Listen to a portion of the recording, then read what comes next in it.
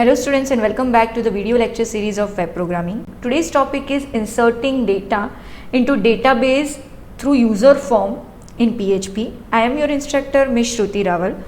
So in last lecture we had studied how to connect MySQL database in PHP. We have seen how to create database table, insert values into the table and select the values from table. You will have to try delete and update query on your own because it is similar to the select query. You have to just execute the query and run the code. But in today's lecture, I will show you, because in last lecture we had statically returned the values inside the insert query and inserted into the database. It is not the case that always you will write these static values inside the code and that values will be inserted into database.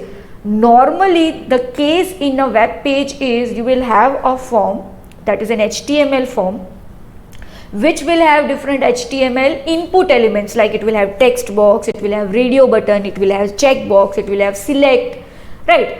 So these all are the input of a user form that will be displayed on the web page.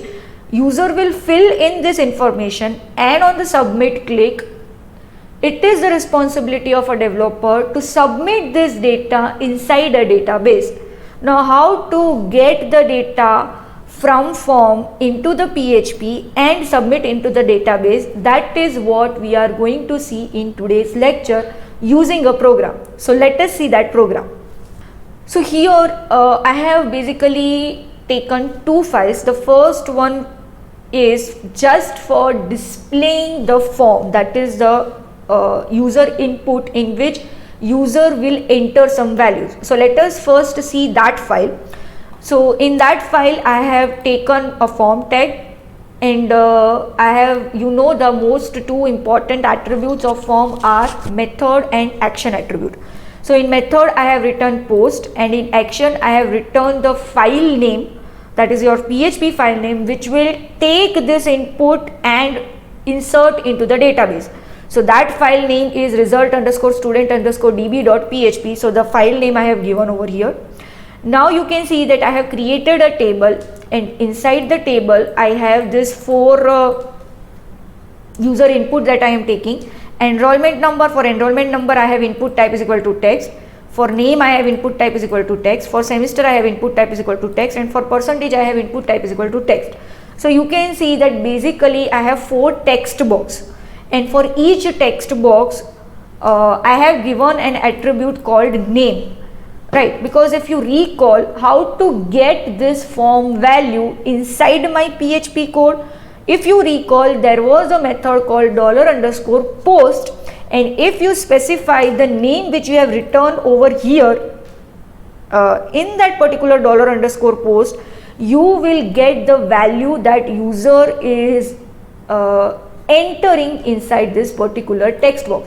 So for example, in enrollment number, if I am writing 123 and if in the PHP code I have written $_post and inside that name I have written txt_enroll, what will be the value that I will be fetching? 123, because that is the value that I am entering inside the enrollment text box. That form handling in PHP we have already done, right? So we will require this $_post in our code as well. So here I have specified the name attribute value for each of my text box. And for submitting the values I have written input type is equal to submit, that is, that as soon as I click on the submit button, all these values will be submitted to the file that I have specified in my action attribute. So all this value will be submitted to which file? result_student_db.php.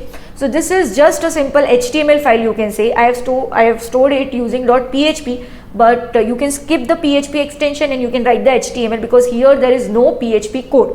Okay. Now we will study what code I have done in this result_student_db.php file. So let us open that file and now let us see that how am I getting the user data and submitting into my database. Okay, So the first thing that I have done is I have taken the values that the user is entering using super global variable $_post. If you are unaware about what is $_post, what is this super global variable, how does this work, you can go to my lecture form handling in PHP and you can get a detailed idea about how it is working. So if you recall, I had just passed the name attribute value of each of the text box in this $_post super global variable and stored inside another variable. So for enrollment number, my variable is $text_enroll. For name variable, it is $txt_name. For semester, it is $txt_sem, and for percentage, it is $txt_per. And these are nothing but these are the name attribute value. You can see txt_enroll, txt_name, txt_sem, and txt_per. So they are exactly the same which I have passed in my super global variable $_post. So as soon as user enters the value in these 4 text boxes, these values will be stored in this respective variables. Okay. Now comes the query that I have actually captured the value of all the text boxes in my PHP code, but how to enter this captured value inside the database, that you have to do using the procedure that we have learned in the previous lecture. The first step, if you recall, is connection with the database. For connection the database, now if you recall, I have used MySQL I_connect. That is the latest function which is available in the market for PHP and MySQL Connect. Here I have used a little bit older function, right? So that was improved or version, but this is the older version, MySQL_connect. Inside that I have passed the host name, username and password. Inside the username, you know that it is root, password null string, and host name it is localhost. That I have stored inside this 3 variable, and these are the things that I have passed inside my function MySQL_connect. If you are not comfortable with this older function, you can always write MySQL I_connect. That is totally fine. The next thing I have done is I have stored it inside a variable. Now this variable becomes my connection variable. Okay, I have not written the if condition over here. I have just written that if this is not successful, this is by default dying. Okay. Now the next thing that I will do is creating a database. So for that for creating a database, I will call the query create database. So here I have created database called student_info. I have stored it inside a variable called $query. I have executed this query using again MySQL_query function, and I have passed $query. If you recall, in the last lecture our function was MySQL_query, and I had passed 2 parameters, $con, and after comma I had passed $query. This is the latest version if you want to use. If you are not using the latest version, it is okay to use the older version, and for that skip the I and you can skip one parameter, that is your connection variable. You can skip, you just have to pass the query variable inside MySQL_query. This query will be executed and your database called student_info will be created successfully. The next step after creation of database was creating a table. Now in the latest code, what we were doing, we were passing the database name over here. But here what have I done? I have just written this function called MySQL_select_db, and I am passing the database name which I want to use right now. So what is the database that I am using? Student_info. So inside MySQL_select_db, I am passing this database name student_info. So what will this indicate? It will indicate that whatever table I am creating, you have to select this database student_info and create the table inside that database. If you do not write this statement, what will happen? Because I have not passed the database name over here also, I am not writing this function over here, it will not get an idea where to create the table, because table is always created inside some database. So it is necessary over here to call the function or pass the database value above in the connection. Anyways, I have called the function mysql underscore select underscore db, which will select student underscore info database, and then I have returned this query for create table. Let me align it differently. So you can see over here create table student1, and inside that I have 4 columns. So you know that how many fields will you require in table, because you have 4 user input, you have 4 text box. Each input will require separate column. So enrollment number will require a column, your name will require a column, semester will require a column, and percentage will require a column. So how many columns you will have to create in table? 4 columns. So here you can see I have created a table called student1. Inside that I have created 4 columns, stu underscore enrollment. I have specified the data type int and size 12, primary key, stu underscore name varchar 30, stu underscore semester int 2, and stu underscore per, that is for percentage float 10. So this is my create table query that I have created for creating a table which consists of 4 columns: enrollment, name, semester, and percentage, along with its data type and size. Again, I am storing this query inside a variable called $query, and I am executing this query using the function mysql underscore query and passing this query. After creating a table, what am I doing? I am inserting the values inside the table. So again, you can see that again I am selecting the database, that is student info. You can skip this part also. If you want to specify this connection variable, you can specify. If you don't want to specify the connection variable, then also it is okay.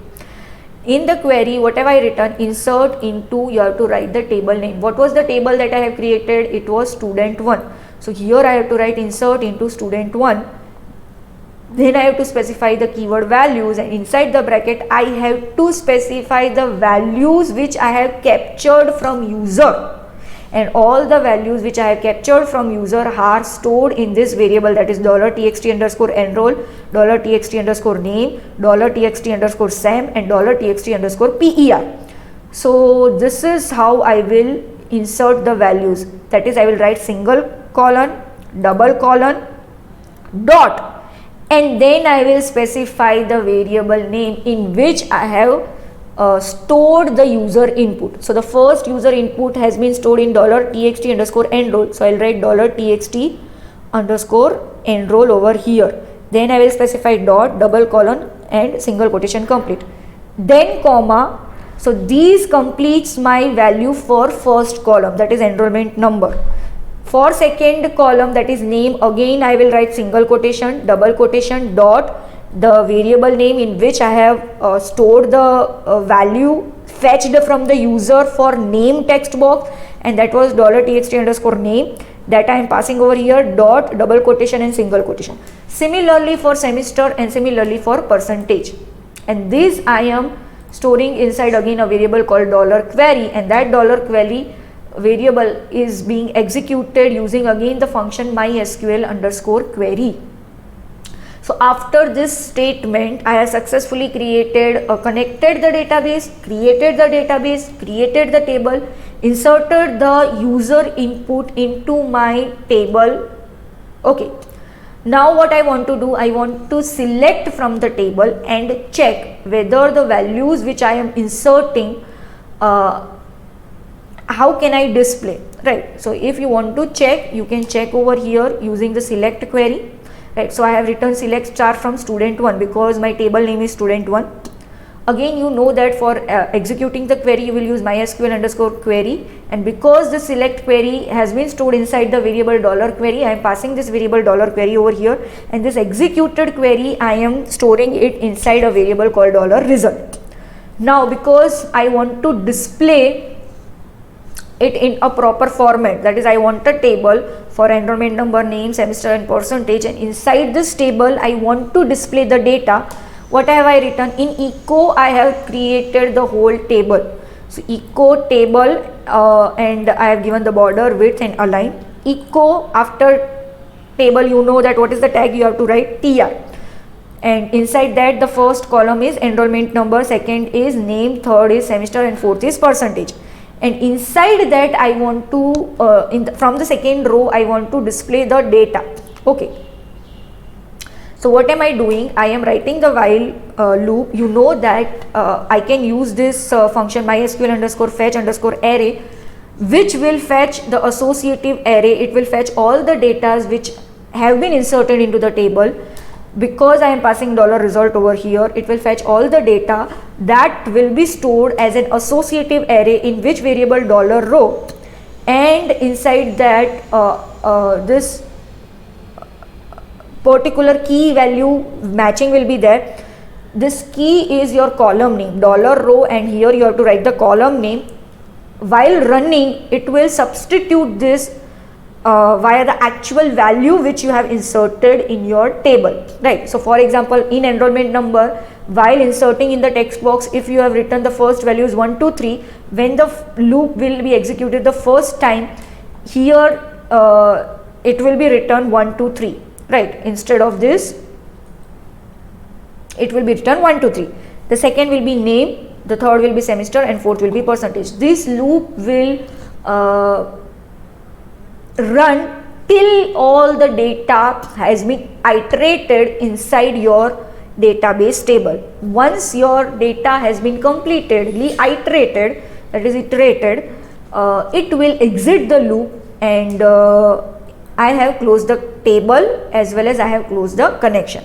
Okay, so this is the whole scenario in which I have taken input from user, and on submit I have submitted the values to a particular table. Let us run this code. So here you can see that I am inside the PHP programs folder, and the first file that you have to run is your HTML file. Here I have given the extension .php, but I told you that you can give the extension .html as well, because there was no PHP code inside this. So you can see over here that I have 4 text boxes: enrollment number, name, semester, and percentage. So let us enter the values. For example, enrollment 2 3 4 5, name is Dhruvi, semester is 8, and percentage is 90, and I am submitting it. So already I had inserted first one data, that is Shruti, and this is the second data. So you can see that my database connection has been successful, and I am getting the database values inside this table format, because this is the view that I have specified in my PHP code. You can see this same data in your PHP MyAdmin as well. Let us see and verify whether these two data are visible in your database and your table. Here you can see that student underscore info is your table name, database name, and inside that you have student 1 table. So let us click on that, so that you can see that this Shruti and Dhruvi are the 2 rows that has been fetched and displayed on your web page, right? So this was all about how to fetch user input in your through your HTML page and insert them into database via the connection of PHP and MySQL. And this was all about today's lecture. Thank you.